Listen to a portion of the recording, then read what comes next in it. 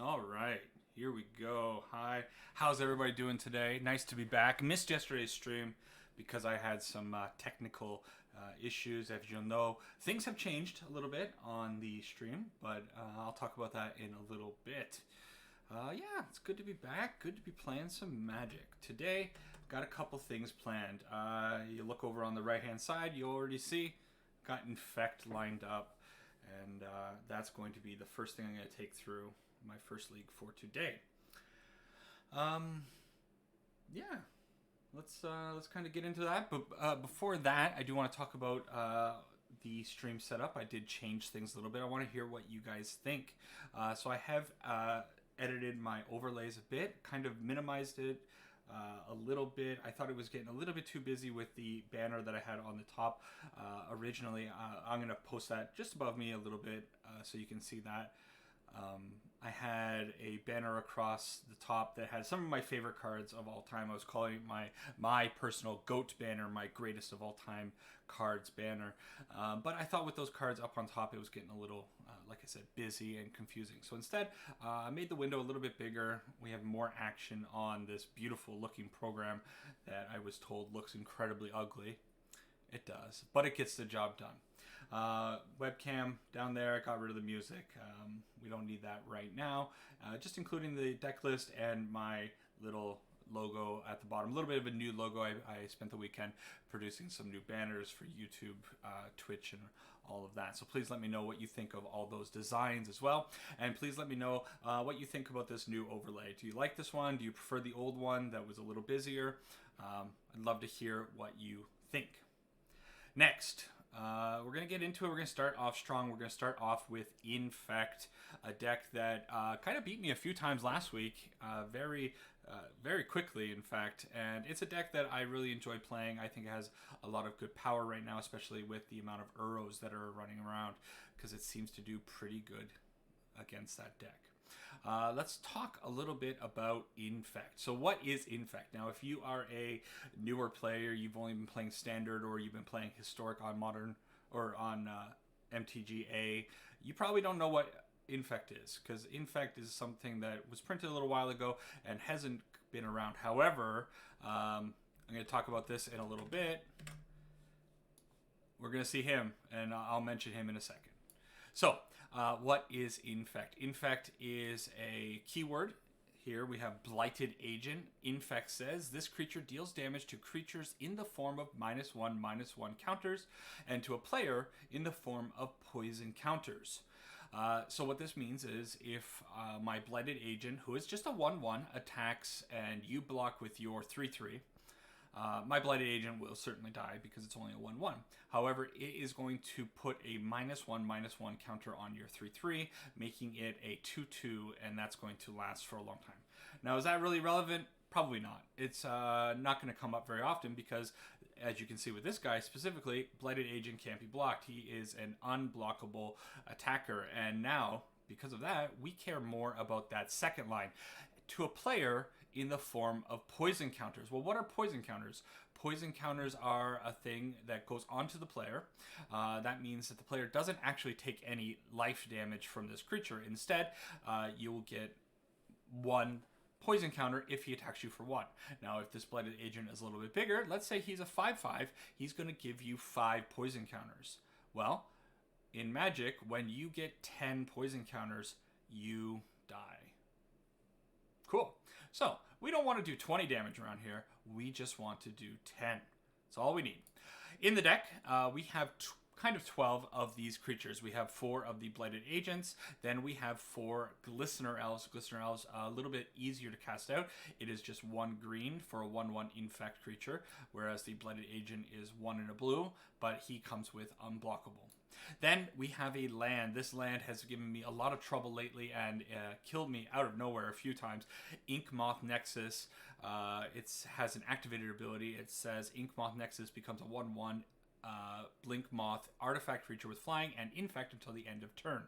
So we can activate this guy and go in. Now we're only attacking with 1/1s. How can we possibly get up to 10 counters? Well, the rest of the deck is pump spells. We're playing a lot of pump spells. We are playing one of my favorite all-time pump spells, Mutagenic Growth. Give a creature +2/+2 until the end of turn. Mutagenic Growth is kind of 1 green, but it is Phyrexian green. So it says it can be paid with either 1 forest or 1 green mana or 2 life. So we can effectively play this spell out for free if we're in a pinch and we have 2 life to spend on it. Next, we have Blossoming Defense, one of my favorite cards from Kaldheim. It is also 1 green. Target creature you control gets +2/+2 and gains hexproof. Our deck is soft to two decks that are going to be running around in the format. We basically don't want to run into red cards, and we don't want to run into black cards. The black cards being specifically like Fatal Push or Bloodchief's Thirst, that new card, I have it right up here. These are going to be the cards that are going to ruin our game plan. On the other hand, with red, we don't want to run into lightning bolts. We don't want to run into, especially lava darts, anything that can kill our creatures very quickly without us pulling off our game plan. So we need a way to protect our creatures, and that means we have a lot of hexproof cards in the deck. Next, we have Groundswell, which is a landfall card. Usually it's just a +2/+2 pump. However, at instant speed, if a land entered the battlefield under my control this turn, I can give it +4/+4. As you can see, our creatures are going to be getting very big very quickly. We also have Might of Old Krosa, which is also a +2/+2 pump. However, it can also be a +4/+4 pump if I cast this during my main phase. So it is an instant speed trick. However, if I am certain that I'm going to pull this off, well, I can pump them up before I move to attackers and make a very, very big Infect creature. I also have Scale Up, a all-star card for this deck from Modern Horizons. This card reads a little bit differently than the other cards that I showed you. It says, until the end of the turn, target creature you control becomes a green worm with base power and toughness of 6 and 4. So if I cast this on my Glistener Elf, instead of being a 1/1, he's going to become a 6/4. And then I can cast, for example, Might of Old Krosa, giving him +4/+4. That would make him 10 power. Swing in on turn 2, possibly, yeah, and kill our opponents out of nowhere. And our last pump spell in the 1 slot, it's kind of 2, but it's 1. Vines of the Vastwood. It has a kicker, so for just 1 green, I can give my creature, or any creature, hexproof. Not hexproof, I should say. It's actually technically different because it's a little bit older. It says target creature can't be the target of spells or abilities your opponents control this turn. It's basically hexproof, but it could have a bit of an upside. And then if this spell was kicked, so I put in that extra 1, I cast it for 2 green, creature gets +4/+4 until the end of turn. So we have, in fact, 12 cards, not 12, sorry, 11, because I'm only playing 3 Groundswells, that can give my creature +4/+4. We have 4 Scale Ups that can make him 6/4. And we have a couple of spells that are going to give +2/+2. We also have Become Immense, just a 1-of, because this card's a little expensive. It costs 6. Target creature gets +6/+6 until the end of turn. However, it has Delve. Delve says each card you exile from your graveyard when casting a spell pays for 1. So if I have 5 cards in the graveyard that I can exile away, this card can be cast for 1 green. And the last kind of pump spell, but it's kind of in that evasion pump spell area, is Distortion Strike. Target creature gets +1/+0 until the end of turn and can't be blocked this turn. It's a good way for our Glistener Elves or the Inkmoth Nexuses to get in past our opponent if they have some blockers out. And then it also has Rebound, so it's going to come out on the turn that you cast it, and then at the start of my next upkeep, I can cast a free copy of this Distortion Strike. Those are the pump spells. Those are the creatures. We have one more creature I should mention, Spellskite. This guy is a 0/4. 4 is very relevant. He is 2 toughness, and he has an ability. 1 blue Phyrexian mana. So again, this can be paid with either blue or with 2 life. Change the target of target spell or ability to Spellskite. So let's say I have a Glistener Elf on the battlefield and I have a Spellskite on the battlefield, and my opponent decides he wants to Lightning Bolt my poor Glistener Elf. Well, I can redirect that Lightning Bolt to the Spellskite for the cost of 2 life or 1 blue mana. Because he's 4 toughness, he gets around a lot of the kill spells that are in the format. He doesn't get around Fatal Push or Bloodchief's Thirst, but Lightning Bolts and Lava Darts, those kinds of cards, are going to be blanked by this card. And the last card that I want to mention is Spell Pierce. because Spell Pierce is great, and maybe I can protect my creatures by fizzling some of my opponent's spells. The mana base is pretty typical. Outside of the Inkmoth Nexuses, we do have a couple of interesting cards. Pendelhaven is another kind of pseudo pump spell. It does tap for only a forest, but I can give a 1/1 creature, which all of my Infect creatures are 1/1s before I pump them, +1/+2 until the end of turn. Gets in for a little extra mana or damage. And Dryad Arbor is kind of a hedge against a lot of things. I can fetch for Dryad Arbor with a Windswept Heath or a Misty Rainforest if I need to get a creature out onto the battlefield if things are going very poorly. Or let's say my opponent is making me sacrifice a creature. I only have a Blighted Agent on the battlefield. Well, I can fetch to go get a Dryad Arbor, sacrifice the Dryad Arbor instead of my Blighted Agent. I did forget one more. I can't believe I forgot. Oh my goodness. Noble Hierarch. I don't know why I forgot to mention her. Noble Hierarch is a creature in the deck who doesn't have Infect, but she is the mom of this deck, we can call her. She is a 1-drop mana dork. She creates Bant mana, green, white, or blue. She's only a 0/1, but she's not going to be attacking most of the time. But she has also the ability Exalted. Whenever a creature you control attacks alone, that creature gets +1/+1. So if I have a Noble Hierarch on the battlefield, I attack with the Blighted Agent, who has a 1/1, well, it becomes a 2/2 with the Exalted trigger from the Noble Hierarch. The deck can be a little heavy on lands, or needing lands rather. So that's why we play Noble Hierarchs, because I want to get a lot of mana very quickly and be able to just load up one of these Infect creatures and kill the opponent. Take a look at the sideboard very quickly, bring it in on the side. We have Mystical Dispute, a way of countering blue spells, sure. Just remember, if there's a creature that's blocking me, we can get in there, wipe it out. Or if there's a troublesome thing like a Thought-Knot Seer, sure, we want to kill it. Veil of Summer is an all-star card. If you've been playing Modern, I know you hate this card. It's going to be the card that's going to stop blue and black spells. It says draw card if your opponent has cast a blue or black spell this turn. Spells you control can't be countered this turn. You and permanents you control gain hexproof from blue and black spells until the end of turn. So if my opponent is on the Blood Chief's Thirst plan, well, he casts this out. I respond with the Veil of Summer. I draw a card, and I protect my creature from the Blood Chief's Thirst. Big blowout. Then I have Return to Nature if I need to destroy an enchantment. I've mentioned it before, Chalice of the Void hoses this deck. I've been playing a lot of decks that are very focused in their mana costs, all these 1-cost cards. So if he plays our Chalice of the Void on 1, I could be in a lot of trouble. So we have Return to Nature, and we also have Force of Vigor to take out those artifacts as well. Weather the Storm, gain some life if I'm up against, let's say, Prowess. Prowess is going to be casting a lot of spells. I can toss out Weather the Storm, gain a ton of life. I actually had quite the blowout with this card in Pauper on Wednesday when I played last week. Next, one more Spellskite in the side. Some people play both Spellskites in the main. Some people play Spellskites only in the sideboard. It's up to preference. And then Grafdigger's Cage to take down the Coco decks, if it comes to that, but more importantly, just the graveyard decks like Dredge. So that is the deck. I'm going to run through a league with this, hopefully do pretty well. I do love the deck. It's fast. The league definitely will be fast, and hopefully we get some interesting games out of it. Again, please... Oh, hang on. Where am I going? So, why am I playing Infect? Fynn. Fynn the Fangbearer. He's a card that's coming out in Kaldheim very soon. This week? I think tomorrow, maybe Thursday. I think it's the 28th. This guy's coming out. You guys are going to be experiencing Infect in Standard and probably Historic. Maybe not, but we'll see.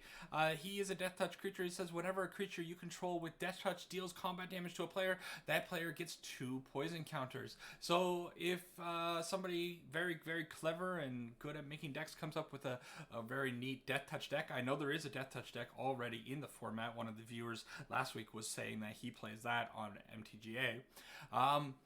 Infect might become a thing, and maybe you guys will start dying to 10 poison counters rather than 20 damage to your face. So watch out for this. This guy might be a real card in Standard. I don't know.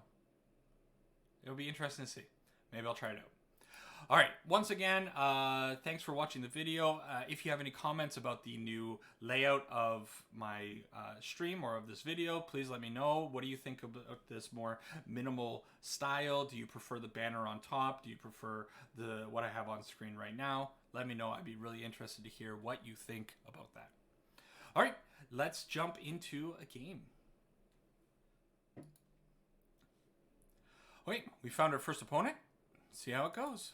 Match 1 with blue-green Infect. We get to play first. Always a good deal.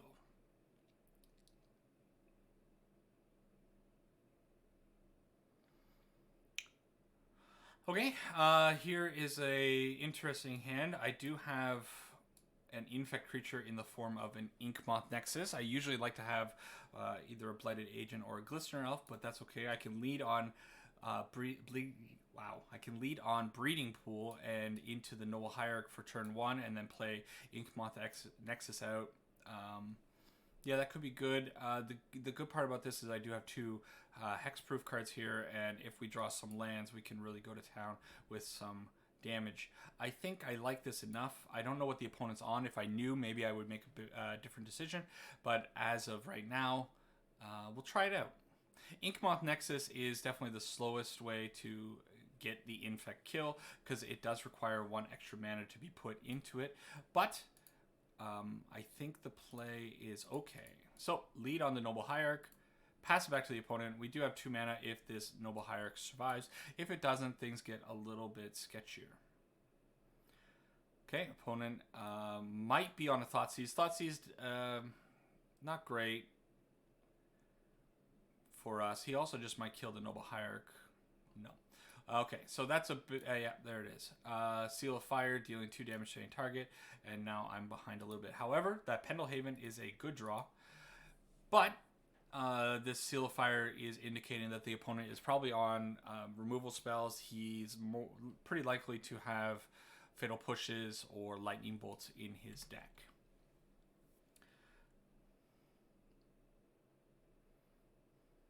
Next turn, if he taps out here, I can activate the Inkmoth Nexus, pump it up with Scale Up, and get in for a quick 6. However, I think the opponent... Ooh, he did tap out. Okay, so Inkmoth Nexus does have flying. It doesn't care about Tarmogoyf on the ground here. I think we're in pretty good shape, depending on what the opponent does next turn. I can only cast 1 of my pump spells, unfortunately.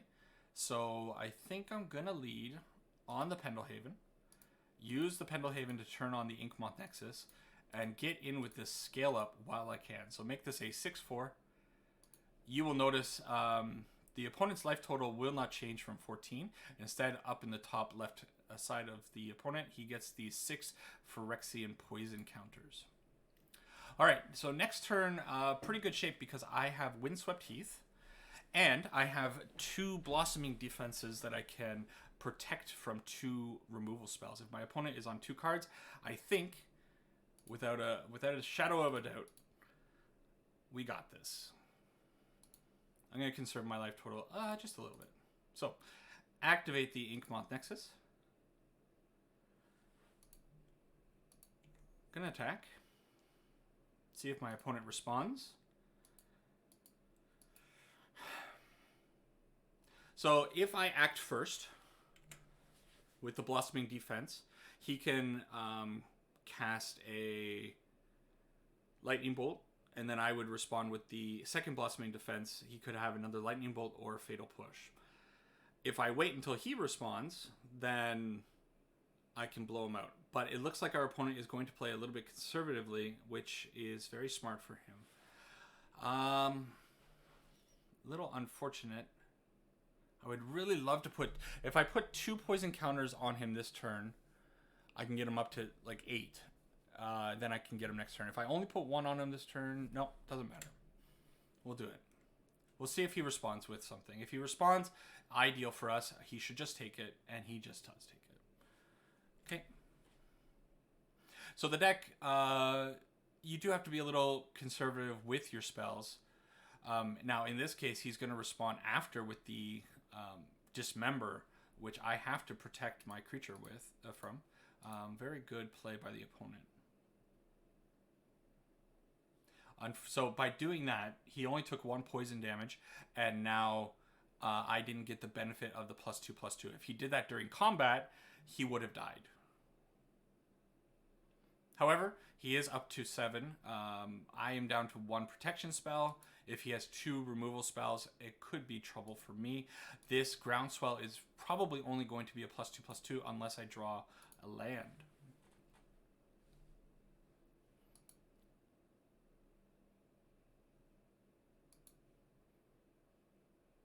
We are taking 6 damage from this Tormagoyf, going down to 13, or from 13 down to 7.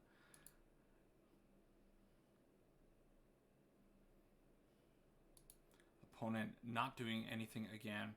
So, kind of feeling like I might have to go for it this turn. Just hope that he only has 1 removal spell in hand.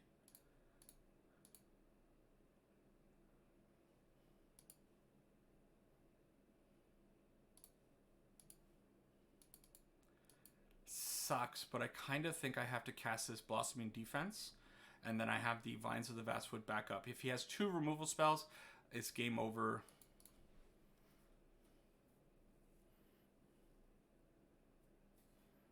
It's a really tricky spot. What could I die to next time? I could die to a Lightning Bolt or a Seal of Fire. Kind of think I have to present lethal this turn.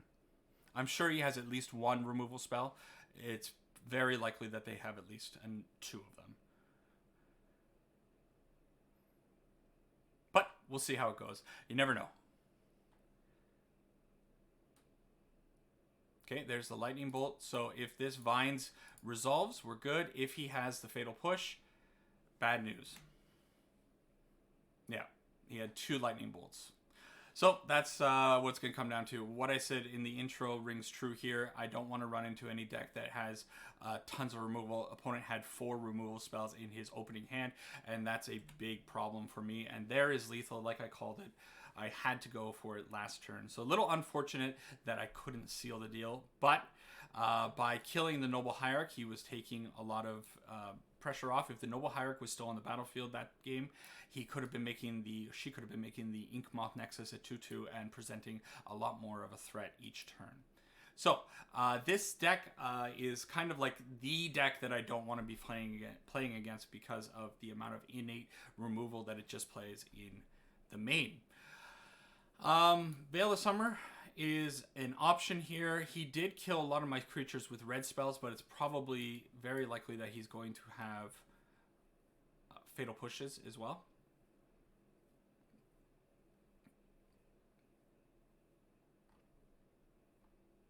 I don't know how relevant Distortion Strike is going to be in the matchup. This is definitely one of the weaker pump spells in the deck. Spellskite is very good. I want both of them as well. So I think, I don't know, Distortion Strike could be relevant because he's going to play Termagoyfs, and my Glistener Elves do not have evasion. But the Inkmoth Nexus and the Blighted Agents both have built-in evasion.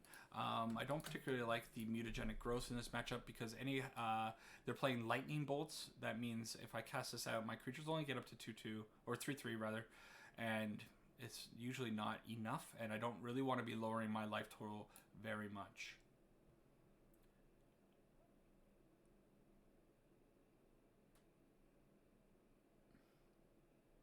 I'm going to take out just 1 Distortion Strike. I could bring in the Dismembers to kill the Termagoyfs, but I don't know if that's where I want to be. I try like this. So, opponent, again, having all of that removal for game 1 really put a damper on my game plan. That's the risk that Infect has. It's very, very soft to those types of decks. Can't keep this. It has some good stuff. It has the Noble Hierarch, it has the Pump Spell, has the Spell Pierce for protection with the Spellskite, but no Infect creatures. I could end up sitting here for a long time waiting for that guy to come. So we'll mulligan this. We find a little bit of a better hand, but it has problems. Arbor Elf, you never really want Arbor Elf in your opening hand, especially against a deck that has a lot of removal, because I play this out on turn 1 or turn 2. He might fatally push it, lightning bolt it, something like that, and it's kind of like a Stone Rain. He's going to kill my land. I do think I'm going to keep this though. And it's going to be a bit of a slower game because I don't want to run this Blighted Agent out without having some form of protection up for it. So, start with this. Now, here's the next problem. If he has a Thoughtseize, and he takes my only Infect creature, yeah, big trouble. Overall, I would say that this deck that the opponent is on is probably the worst deck for me to face off. It's a Rakdos mid-range kind of deck, or I guess it's Jund. It just hoses this deck so hard. Here's the Thoughtseize. Yeah, he's going to take the Blighted Agent, and now I'm in big trouble. I need draws on draws to get out of this. Unfortunate to mulligan down to 6. And you never want to mulligan against this deck. But what choice did I have?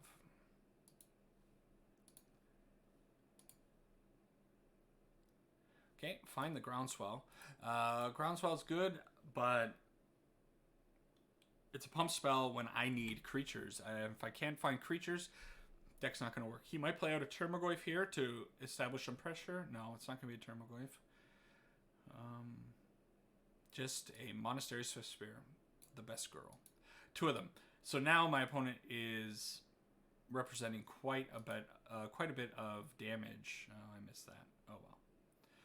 We find a land. That would have been good if I could have cast out the Blighted Agent this turn, but our opponent was able to take that out of our hand. And this game looks like it's just gonna be over.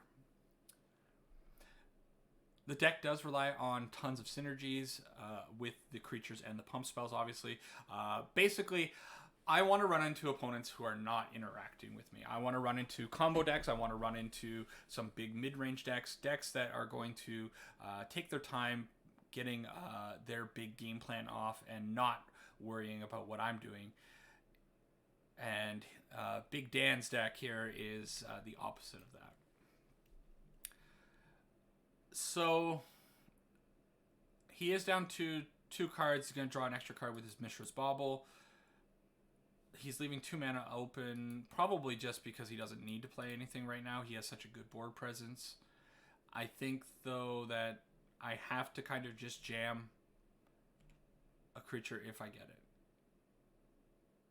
I don't get it, and time is running out. I might crack this Waterlogged Grove to draw a card instead of keeping the mana around, simply because I need to find something very soon. However, it's very likely that he's going to take 3 damage from this Wooded Foothills, pumping the Death Shadow now up to 6 because of the Thoughtseize. Didn't find anything for you to Thoughtseize that's worthwhile. He'll take the Blossoming Defense, maybe?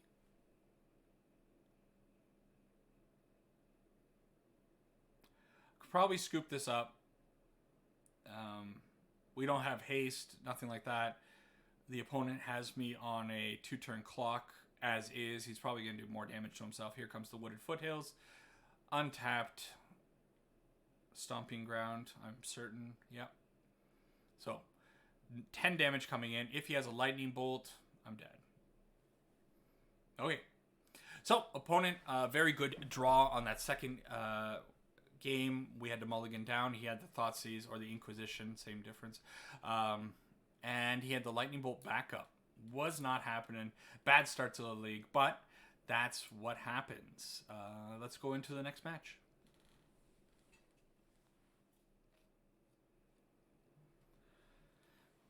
Okay, I find my opponent for the second match. We are down 1 game.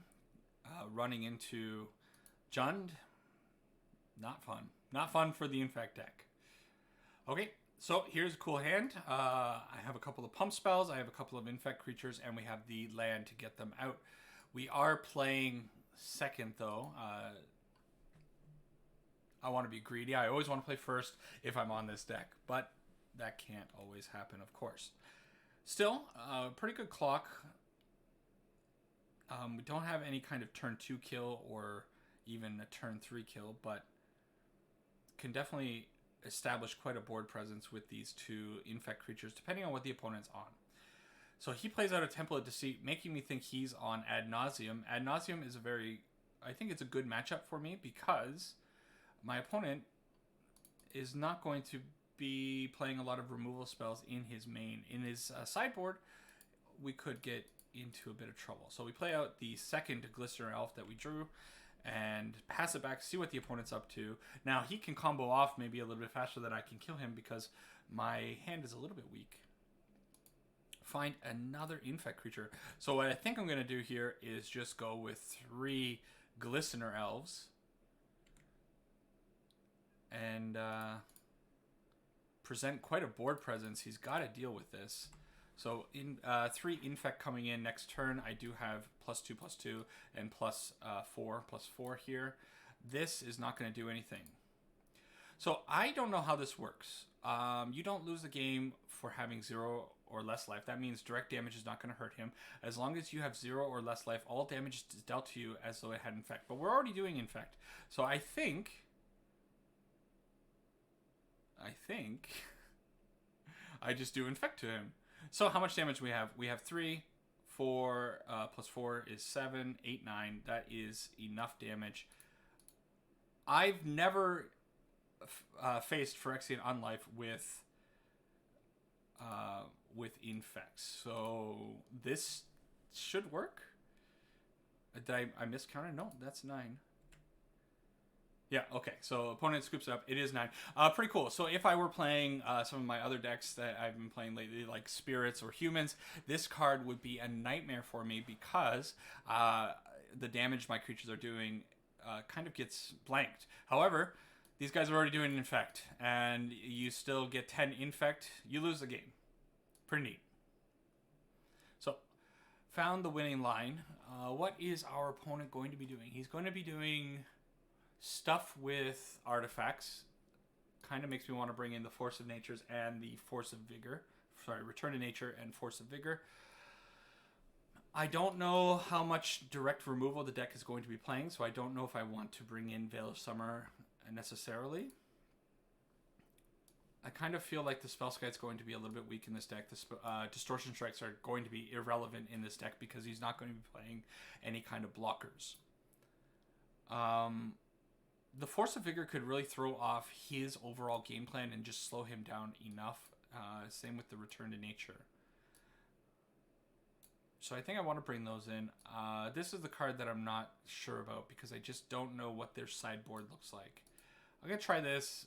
Hope he doesn't play any kind of removal. Or if he does, he doesn't draw it. That's the game plan. Hopes and prayers.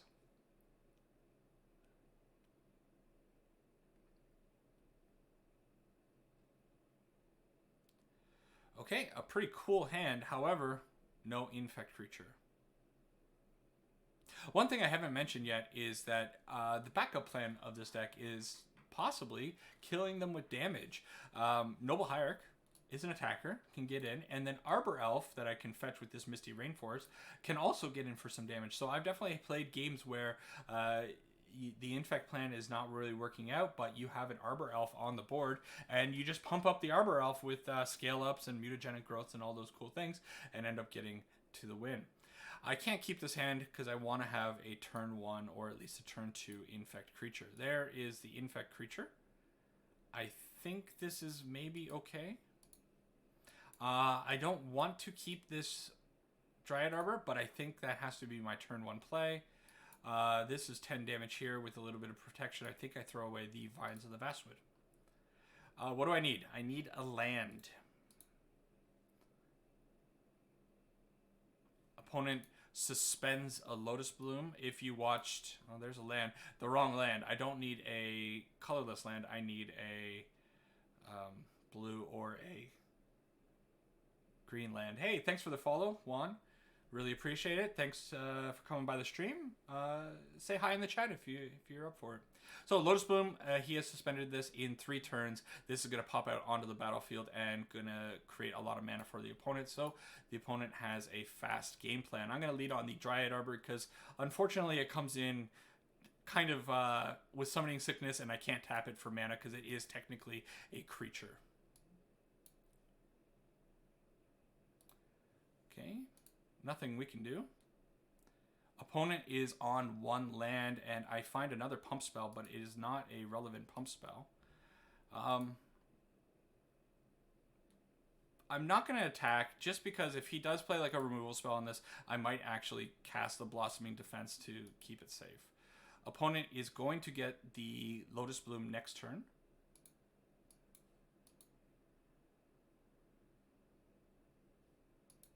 Okay, so next turn he's going to get up to five mana.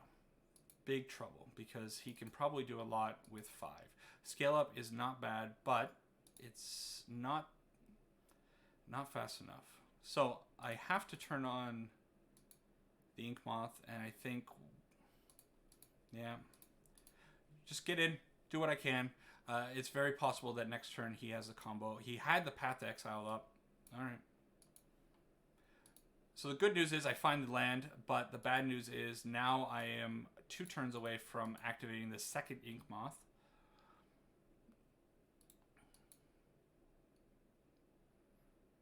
We'll see. Here's 5 mana. Potentially he can have 6 mana on this turn, and that's probably everything that this Infect deck needs. I would love to be able to destroy this if he passes it back to me and doesn't do anything. Let's say we live in Fairy Tale Land, we draw the Return to Nature or Force of Vigor. I could potentially destroy that Lotus Bloom, and that would throw him way off his game plan. We do not draw it. Instead, I get an Ink Moth Nexus, which I just have to... or I draw this, but I play out the Ink Moth Nexus and pass it back. This time, send the Dryad Arbor in for some damage. You may have noticed when the opponent cast Path to Exile, I was able to go get a basic land. I only have 2 basic lands in the deck, so Path to Exile is especially effective against my deck. It looks like the opponent found everything that he needs. He's going to cast Ad Nauseam, which does a bunch of stuff. It's ridiculous. So basically how this deck works is he casts Angel's Grace. It says you can't lose this game this turn, and if your opponents can't win the game until the end of turn, damage that would reduce you to a life total less than 1 or less reduces it to 1 instead. And then as basically the only important part there is you can't lose the game this turn. Then he casts Ad Nauseam. Ad Nauseam says reveal cards from the top of your library and put that card into your hand. You lose life equal to its converted mana cost. You may repeat this process any number of times. Basically, he went and got his entire deck, went down to 34 life, but he can't lose the game this turn. Then he has a combo that lets him win the game with Thassa's Oracle. So he was a little bit faster. He had the Path to Exile. Even if he didn't have the Path to Exile, I was too slow because Ink Moth Nexus is just it's too slow to produce any kind of results. So I think the deck is fine the way it is. We'll run it back, see if we can maybe get a bit of a faster start this time. Man. So again, on the Ink Moth Nexus plan, but I do have a Blighted Agent as well. Pump is a little bit weak, but I do have the Noble Hierarch for the Exalted. I think I have to keep it. Throwing this away would be too risky. Opponent also keeps 7, so I will lead on the Noble Hierarch. Pass it back. If the opponent has Path to Exile again or something like that, I'm not going to be able to protect my creatures very well. Next turn, I'm going to put out the Ink Moth Nexus into the Blighted Agent, and the opponent did suspend a Lotus Bloom. Okay.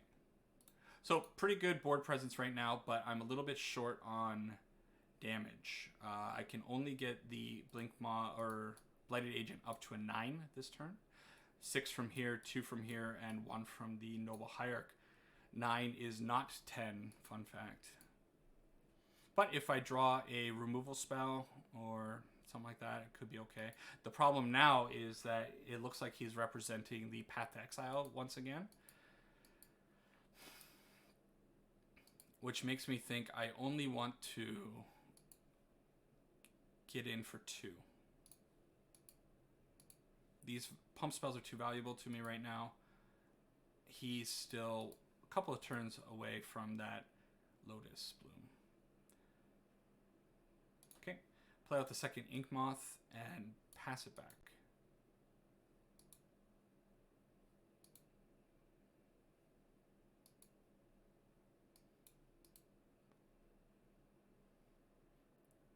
Got to assume that the opponent has plenty of things to answer. Again, he's leaving up that 1 white mana, making me think he's got the path. However, we draw some protection right now, and we are golden. There's the protection, and I think I should be just about fine. So, the plan is cast the Scale Up. Now, he does have this mana, plus he has some mana over here, so it's possible that he has more than I think. I do have to force him to do something here.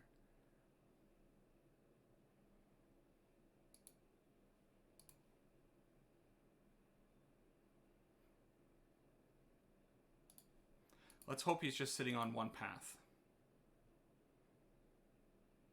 It's possible I should have turned on one of these ink moths. So he's going to cast Spoils of the Vault. Choose a card name, reveal cards from the top of your library until you reveal the card with that name, then put it into your hand. Exile all other cards revealed this way. So it looks like he's going for a Hail Mary. This could kill him. We'll see. So he looked for the path to exile. It was 12 cards deep, so he took a lot of damage. But he needs 2 paths. So give Hexproof to the Blighted Agent. Hope that this last mana that he has up here is not another path. And we get there. Okay. Whew. Alright, that's how the Infect deck does. That's what I told you guys in the first game. I want to run into decks that are comboing, that don't have a ton of interaction. The first deck that we ran into was playing Lightning Bolts and Seal of Fire, and I'm sure he had Fatal Pushes, and he had Dismembers. Too many removal spells for my deck to cope with. However, against something like Ad Nauseam, who's trying to do a combo game plan, which we saw him do in Game 2, they're not going to play a ton of removal because that would ruin their game plan a little bit too much. Instead, they're only going to bring in probably a couple Path to Exiles or, I don't know, Fatal Pushes from the sideboard maybe, and usually we can find the protection for it. We did get very, very lucky though. Alright, find the opponent for match 2. We are 1-1. Took down Ad Nauseam in the last match. Let's keep it going.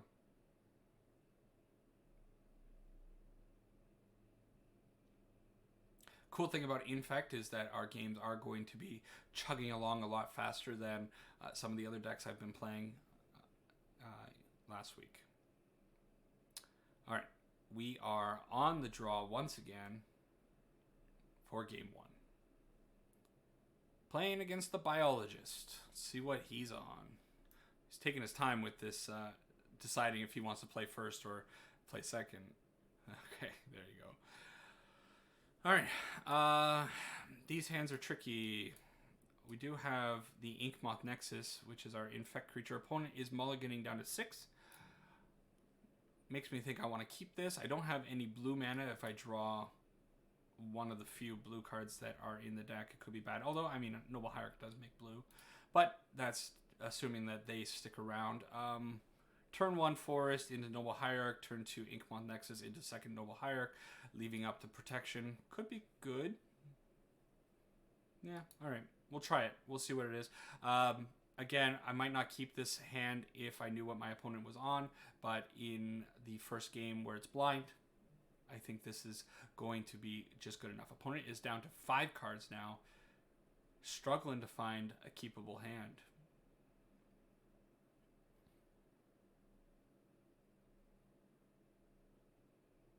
A little bit slow, though.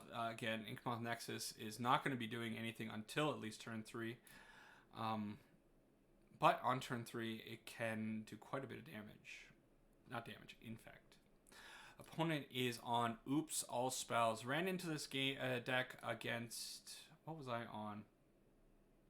I can't remember. But it's on the YouTube channel. Go check it out. It was a great game. Very fun deck. I liked playing against it because you know what they're doing. They're not hiding their strategy. They got a plan. And we just got to be faster than them or hope that they miss. And the real reason I like this deck is games are super quick. And in this case, ooh. Okay, so recross the paths, reveal cards from the top of your library until you reveal a land card. Uh-oh. Put that card onto the battlefield and the rest on the bottom of your library in any order. Clash with an opponent. If you win, return recross the paths to its owner's hand. I've not seen this particular makeup of this deck, so I have no idea what's going on. Our opponent put all of his cards somewhere. Okay, they go into the reveal zone.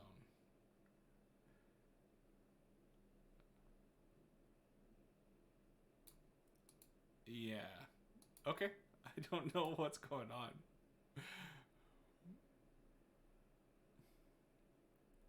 So the thing is, he doesn't have a land in his deck, right?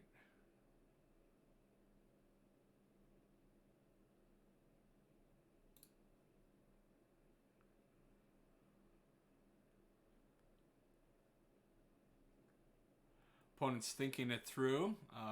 Maybe he doesn't know what he's doing either. It could also just let him reorder his library.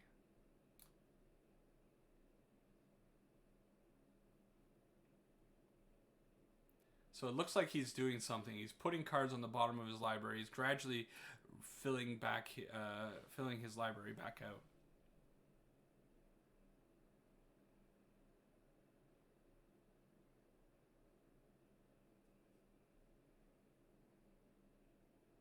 Yeah, so put the rest on the bottom of your library in any order. So what this is doing is he's reordering his entire deck.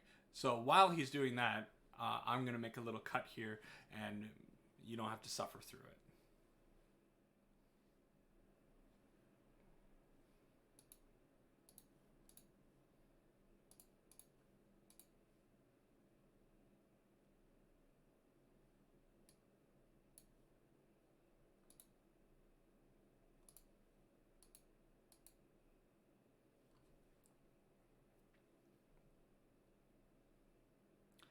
Okay, so he decided to cast Reforge the Soul. Wow. Okay, opponent is doing cool things over there. A card I see a lot in EDH. Not a card. I don't think I've ever seen this card in Modern. So it says each player discards their hand, then draws 7 cards. I don't particularly want to discard my hand, but we do have the Infect creature already on the battlefield. Maybe not a big deal. Okay, find 1 pump spell and Noble Hierarch. Not enough. Need a little bit more. Do finally have the Infect creatures. Who knows what the opponent drew over there? He's doing cool stuff. I don't know. This is a really unusual build of Oops All Spells. He's playing Ironcrag Feet as well. Pact of Negation, of course. Lots and lots of stuff. Certainly he must have a land.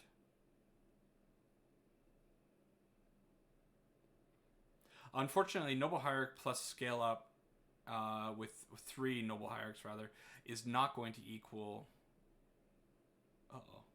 10. It's going to equal 9 because this becomes a 6/4. Doesn't retain that initial 1/1. So he had a bunch of Simian Spirit Guides. He knew what he was drawing because he reordered his library. So the top 7 cards... Oh, yeah. That's super cool. Basically, here's what happened. He cast Recross the Path. He reordered his library so that the top 8 cards were very relevant. The top card was Reforge the Soul because he knew that was the next card that he was going to draw.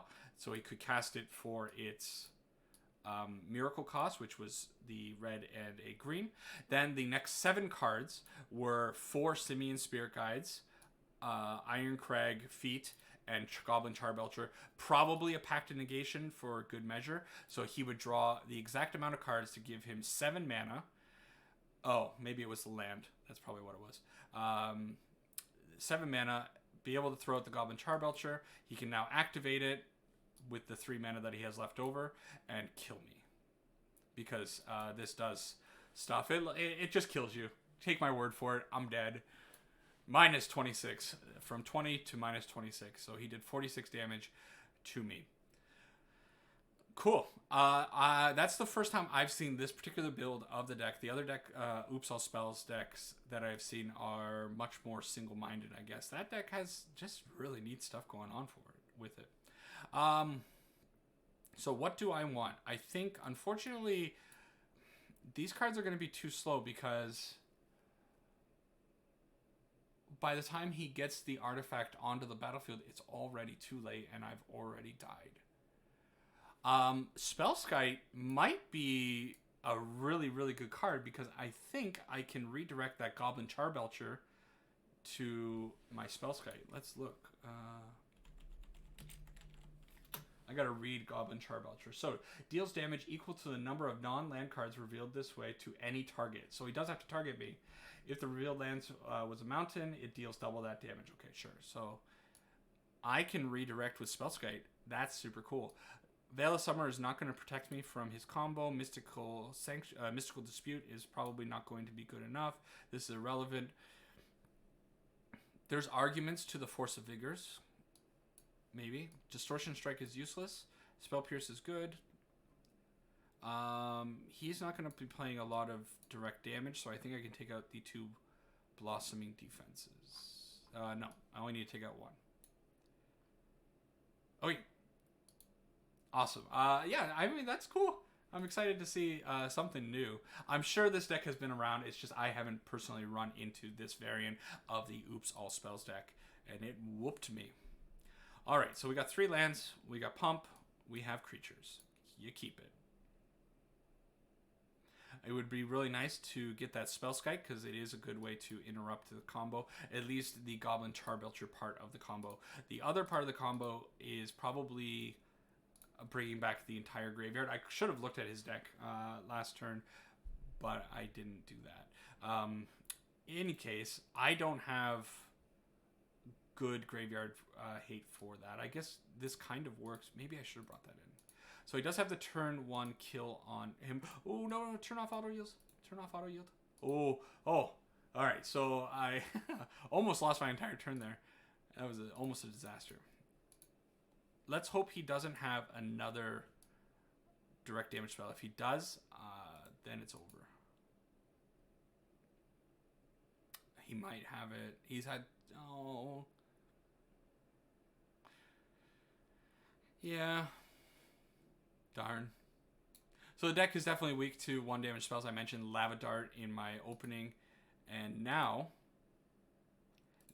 I might be on the Arbor Elf plan. As silly as that sounds.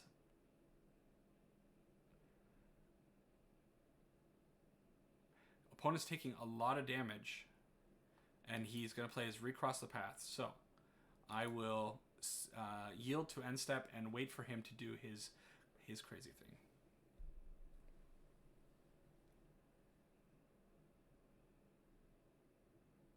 I think I'm just... Actually, this might be irrelevant because he's going to do the same combo thing that he did last time, and I'm dead. So, although Infect kind of good against combo decks, usually, sometimes the combo decks are a little bit too fast. He's going to definitely have a turn 4 kill. He was able to blank 2 of my creatures. Okay, it looks like he reordered his library. Blossoming Defense on the top. I don't want this card.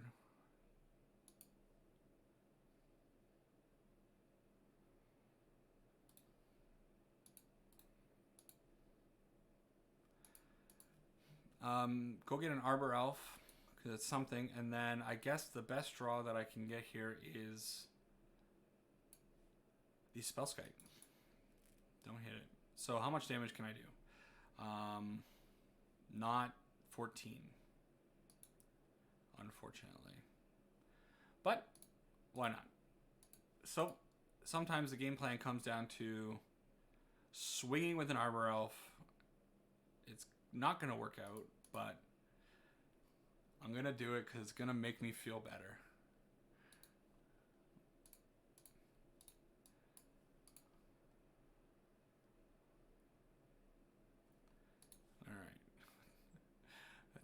Attack with a 9/9 Arbor Elf. So this is a good example of how suddenly even an Arbor Elf can get pretty big. If your opponent's taking a lot of damage, which he did take 6 damage from himself casting out these lands, it can put a lot of awkward pressure onto the opponent. And you can kind of sneak out a win from nowhere by fetching for the Dryad Arbor. Obviously, leading with the Dryad Arbor from hand is awful. You want to be able to put in the grave. If I had a Mutagenic Growth, I would have put him in quite a bad position there. He might not have been able to play out the Shatter Skull to find the mana that he needs for this turn. I got to assume that he has a Goblin Charbelcher here and probably 3 of the... Oh, yeah. He does that. Goblin Charbelcher activates it. Pop, pop.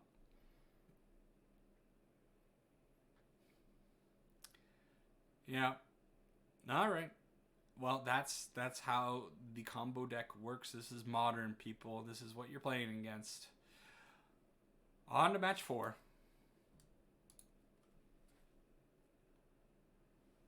Found it quickly. Jump right into it. So we are down 2 games, up 1 win only. Running into some very nasty things. This hand is really awkward. Obviously, I have the Inkmoth Nexus, but I have Become Immense. Become Immense is a little tricky to play out because it does require 5 cards usually in the graveyard. I can get 1 into the graveyard from the Misty Rainforest and maybe put a couple in there from casting these spells, but most likely it's not going to be good enough. But I do have good pump. I'd hate to throw this away. Let's keep it, see how it turns out. We are playing first this time.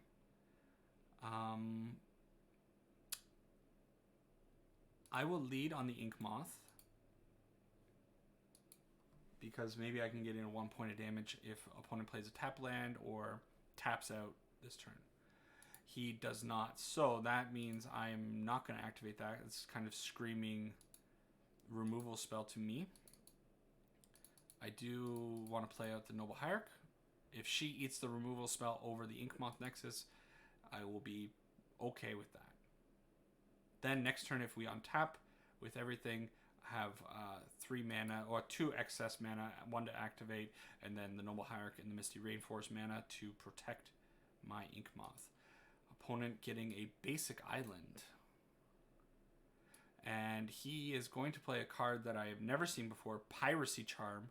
Target creature gains Island Walk until the end of turn. Target creature gains +2/-1, killing the Noble Hierarch this turn. Target player discards a card.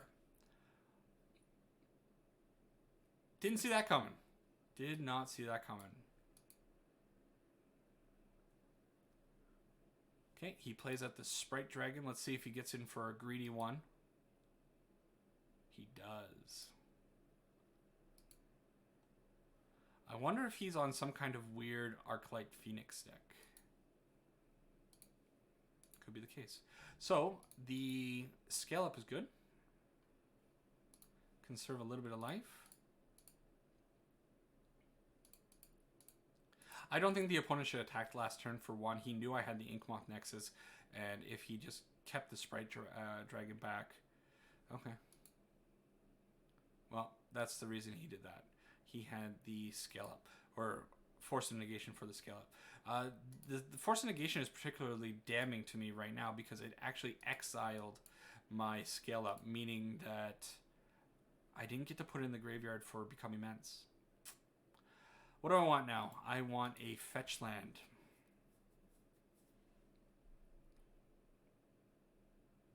So this time he keeps the Sprite Dragon back. There's the fetch land. How brave am I? How brave am I? So I can activate the Inkmoth Nexus, cast a Distortion Strike on the Inkmoth Nexus, and then hold up 1 spell for protection. I don't think 1 spell is good enough. I am scared. He's only got 3 cards in hand, though. Maybe I should have gone for it. I'm a coward. Opponent attacking, making me think that he probably has at least 2 removal spells.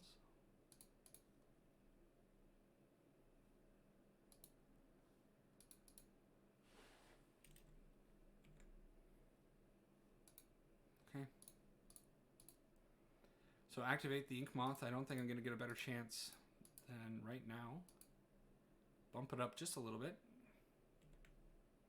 I'm not going to go full out with my pump spells right now. Just get in for 2.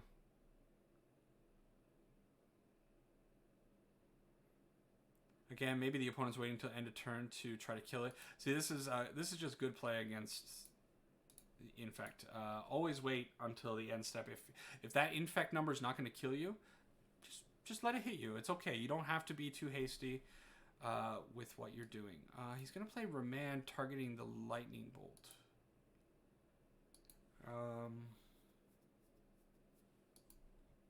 Okay.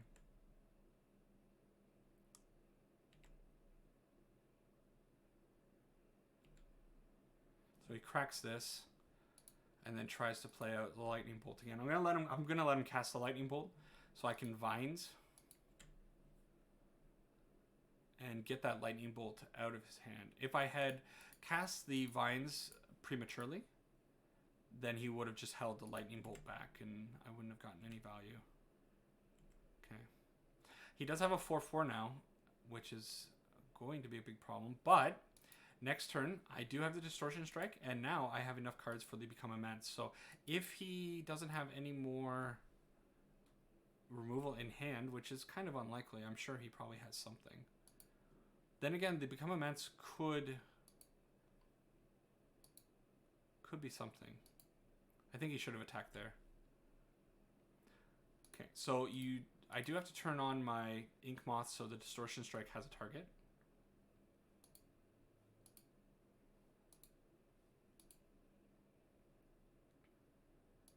There's the vines.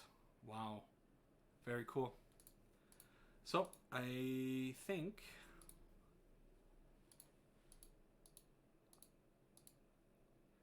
unless he has 2 removal spells in hand. Okay, we get there. Sketchy one. Opponent on some cool cards that I did not expect. This makeup seems neat. He's maybe like on a Delver of Secrets deck, where he's looking to turn 1 Delver, flip it into a lot of these awesome instants and sorceries, and then the Sprite Dragon just kind of fits into that deck very well, I think. Definitely like 2 Spellskites in this matchup. Do I want the Mystical Dispute? Maybe. I think Mystical Dispute might just be better than Spell Pierces, but I might keep the Spell Pierces in the deck.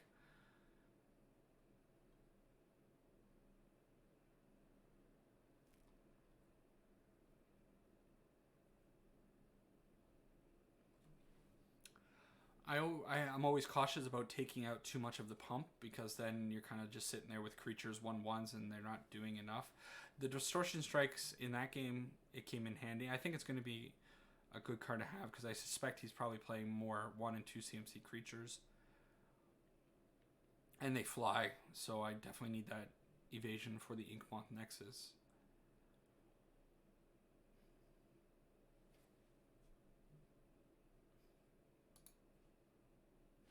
I don't know how much I like Mutagenic Growth. It might be just cutting the 3 mutagenics.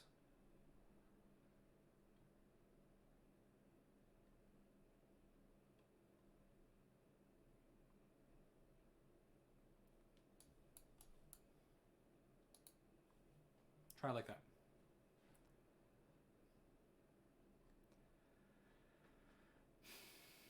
No Infect creature. So have the Dispute, we have a Spellskite, both good, but I don't think it's a keep. So in this case, we do have 1 Infect creature, a couple of lands, a couple of pump, and the Spellskite. Alright. So this little guy is going to have to go the distance. I don't know if he's going to be able to, but he'll try. And I got to throw away something, so I think it's probably it's either the Waterlogged Grove or the Pendelhaven. Pendelhaven can pump my guy up for free, but since I'm pinched on mana already, I think it's probably better just to throw that away. Then again, the Waterlogged Grove will be doing damage to me every turn, so our opponent is on a bit of an aggressive deck. I'm not sure I want to be in a position where I'm dealing damage to myself. Okay, we draw the back up. I think it would be premature to cast out this Glistener Elf right now. He would just be out in the open and so vulnerable to the world. So instead, I'm going to hold him back, and I think next turn is probably Spellskite over the Infect creatures. Get him down so that I can provide a little bit of extra protection for my board. Yield to end step. Crack this on his end step. Go get a breeding pool.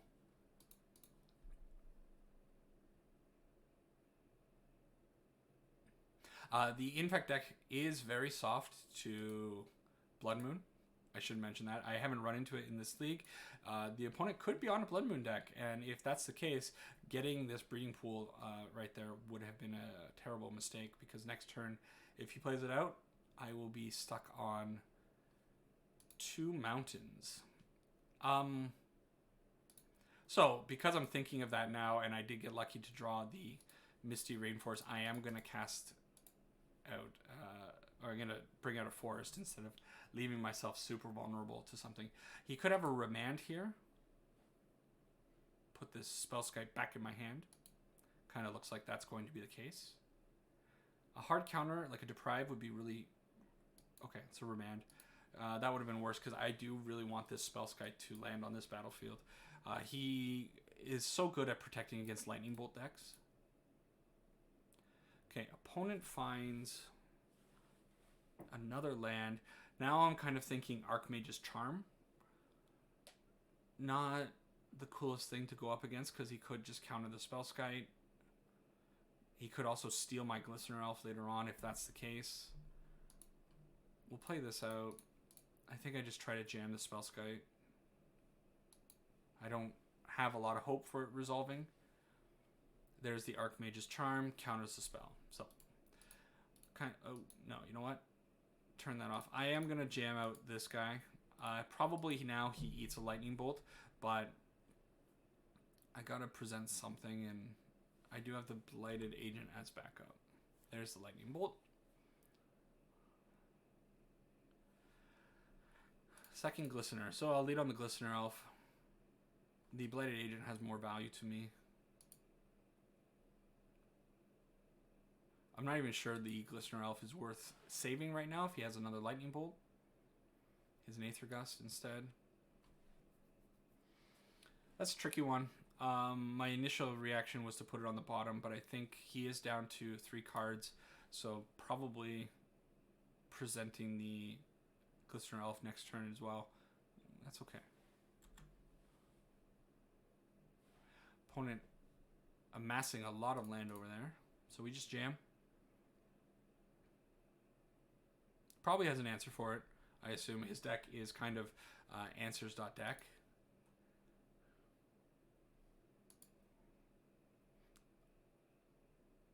Okay, there's a Snapcaster to play out a Lightning Bolt. Yeah. So, I could protect it with the Vines of the Vastwood, but you know what? I only have one Hexproof card in my hand right now, and this Glistener Elf is just going to get chump blocked by the Snapcaster anyways, so bye-bye. See you later, bud. He might be on a kind of like a Through the Breach type deck. Something interesting is going on over there. I'm not sure what it is. I use up to 3 cards in hand. There's another Vines, but I feel like a counter is coming here. Maybe a Cryptic. Nope. Okay. So this one I will certainly protect with one of these Vines. Unfortunately, I only have 1 Vine, so if he does have 2 removal spells, then I am in trouble. But I didn't play a removal spell earlier, so he might be thinking he might be tapped out.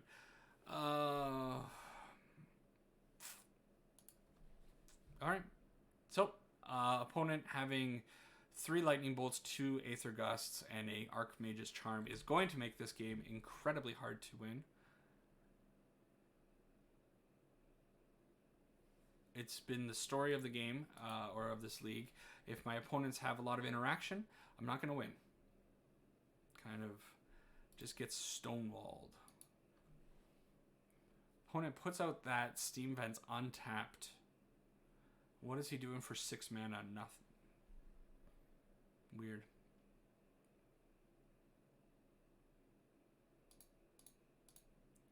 Sacking that Waterlogged Grove feels real bad. I think I have to play it out. He has 2 cards in hand. Spell Pierce. Oh my gosh. Alright. So he just kind of had everything. He had the entire house against me in this case. Yeah. And now with the Dread Horde able to bring back the Lightning Bolt, it's kind of game over. So, scoop this one up. Unfortunately, the opponent just had the interaction that he needed.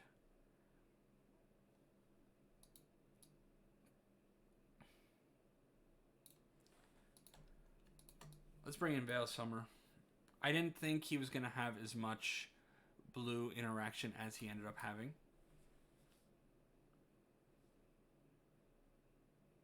I don't want Okay, take out the Become Immense.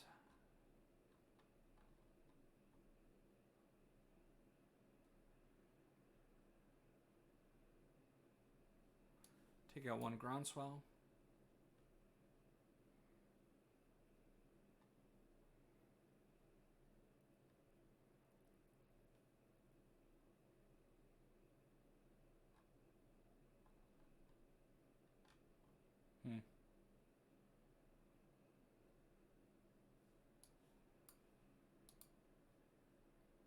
Okay, we are on the play for match number 3, game 3 of match 4. 2 lands. We have 2 infect creatures in a way. We have protection for them. I think it's fine. What's awkward about this hand is I need another land to make this kind of thing work. Spell Pierce plus Glistener Elf doesn't exactly work well for me.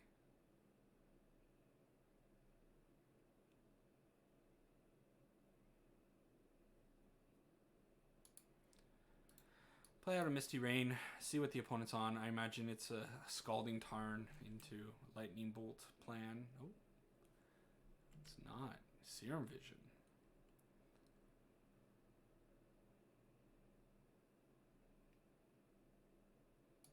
Put one card on the top, one on the bottom. So he probably found something to deal with my Glistener Elf, is my assumption. Okay. So jam the elf. See if it survives a turn. If my opponent...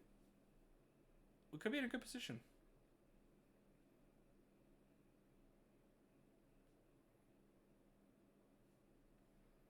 If my opponent is relying on... Oh, man, Piracy Charm is so good against me. This makes me think that he has a Lightning Bolt open, so even if I Spell Pierce this Piracy Charm, he'll still get my Glistener Elf. However, if I don't, I need to force him to use that Lightning Bolt.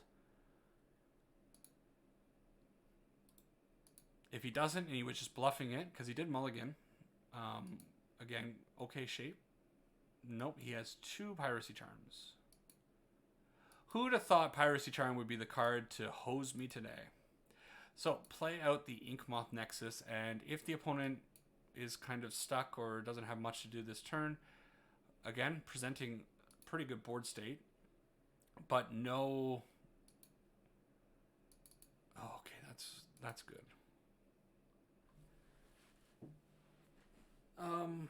It's not good against a Lightning Bolt, though. But if it's a Lightning Bolt, then I can Might of Old Krosa instead.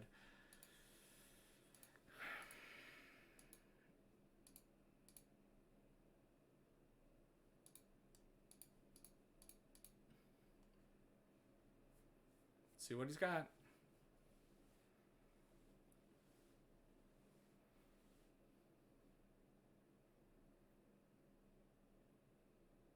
Force a Negation, pitching, Sprite Dragon.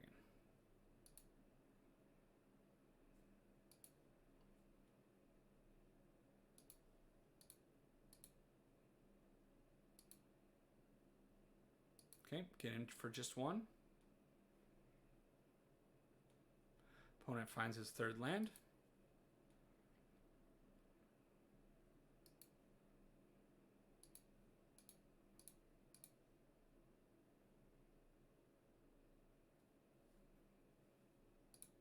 Same plan.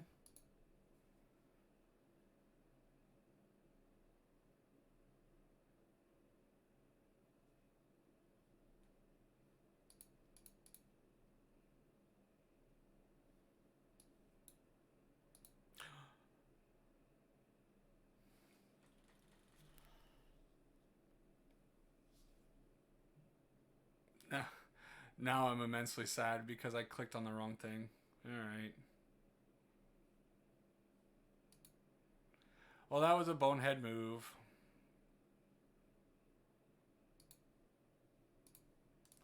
Take the Groundswell while I can. Hopefully he doesn't have another... Yeah. I should have gotten a breeding pool there. For some reason, my mind just went to forest, and I wasn't able to dispute the Aether Gust. It's not such a big deal, but it's still something that could end up losing me the game here. Next turn, I do have 5 more Infect coming in at him and the Mystical Dispute hanging back, so maybe it'll end up working out for me.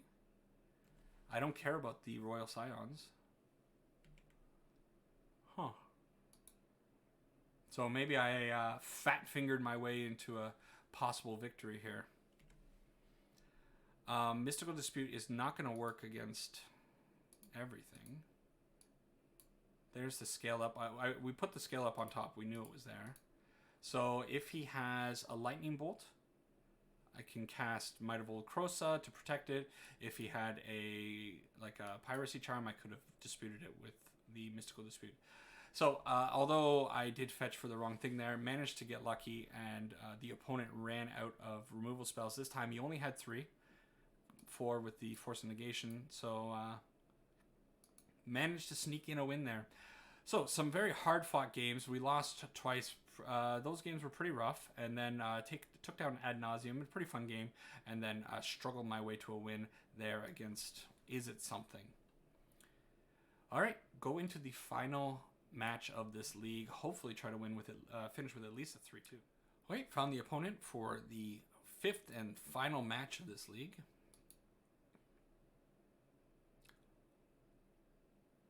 Looks like we're going to be on the draw for this game.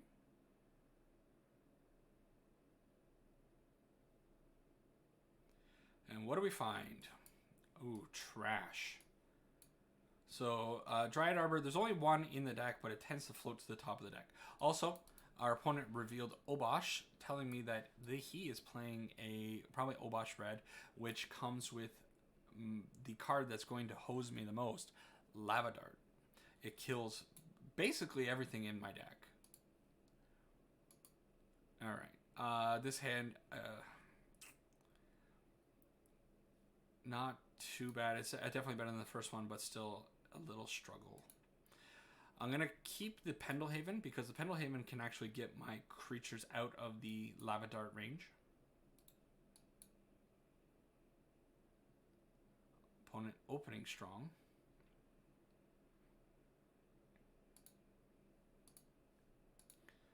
I will lead on a sacrificial Noble Hierarch. Maybe it was right to probably put out a fetch land there and just not play out anything. She eats a Firebolt. This is another terrible matchup. Just kind of running into a lot of bad things for the Infect deck in this league.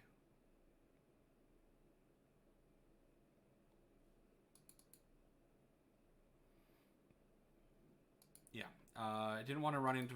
In the intro, I said it. I don't want to see red, and I don't want to see black. And we saw John to game 1, and we're going to end on mono red.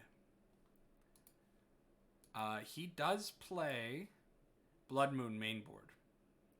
So I have to be conscious of that. I will play out just a Glistener Elf.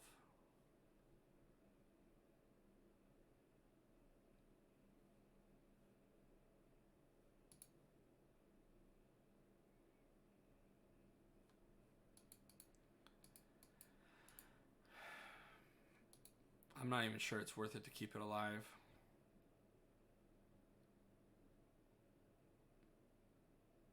There's the Lava Dart, and I tapped my Pendelhaven to cast out the Infect creature, even after saying I needed the Pendelhaven around to save my Infect creature from Lava Dart. So, yeah. This match is going to be kind of insurmountable, I think. All right.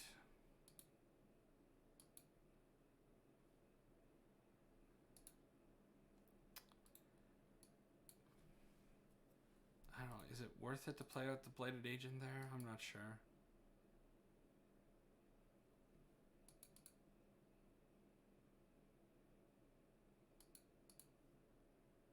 He can flashback this Lava Dart at any time to threaten one of my creatures.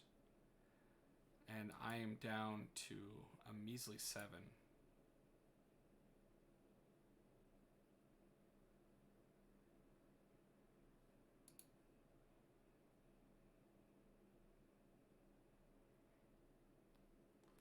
So I think I kind of have to win this turn. Certainly he has lethal, and I don't think I can produce a win here.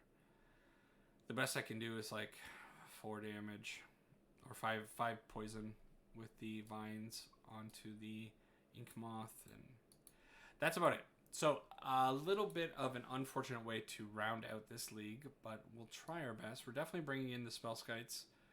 I probably want to bring in the Weather the Storms. I think there's also argument for the Dismember since his deck is so heavily reliant on creatures.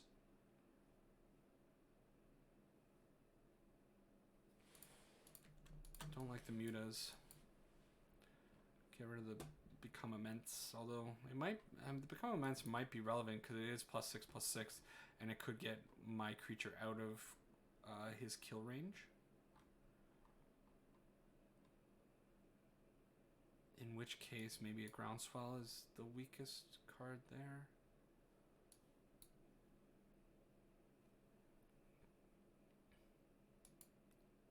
Alright, let's see if this configuration can do anything against the mono red Obosh deck. A cool deck. I liked it. I played it for the first time last week. Did fairly well with it in that first league that I played. It's fast. It's resilient. It refills. It has so much gas. Just a cool deck. This hand, whoo, I hate this hand. I hate it so much. What do I do with this? We have the Dismember to kill one of his early creatures. The 4 life is irrelevant. It might be relevant later.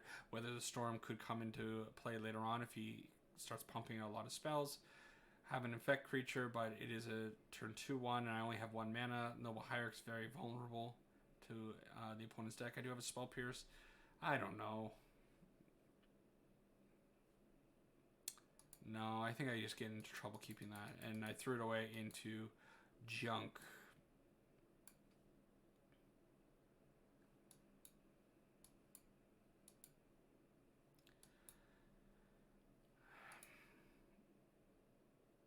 Wow. Alright, should have kept that first kind of bunk hand. Yeah, you can't keep it.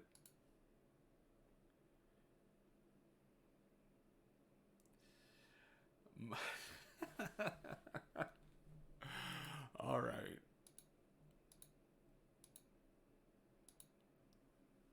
Huh? Oh, what a sad way to end this league. But got to see Infect do a few things. Got to see the very quick kills. Got to see a few sneaky kills. And then we just kind of ran into some bad luck there. That first hand was very questionable, and then it just got progressively worse. I'm gonna toss it in. I'm gonna throw in the towel, not waste any time on this. So, GG's opponent. We finished this league a measly 2 games up, 3 losses. Could have been a better performance for the Infect deck, but yeah, didn't run into the favorable matchups that I was looking for. I really want to see Uro. It blows my mind. I play something that is not good against Uro, and then it's Uro, 3 games in a row, Uro, and then we play something that I would love to match up with Uro against Uro. What are they going to do? Turn 2 growth spiral me? Fantastic.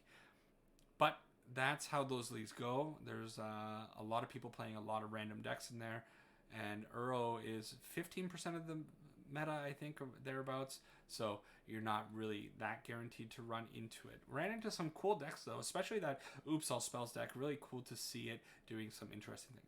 Anyways, it was a quick league. Didn't do too well, but hey, you got to see Infect. Maybe you see Infect in Standard or Historic with that new card that's coming out that I mentioned in the intro. Anyways, thanks for watching again. Please let me know what you think about this design, if you like this design a little bit better, showing a lot more of the board and just kind of keeping my stuff to the right hand side. What do you think? Is it okay? You prefer the old stuff? Tell me in the comments. Anyways, take care and see you next time.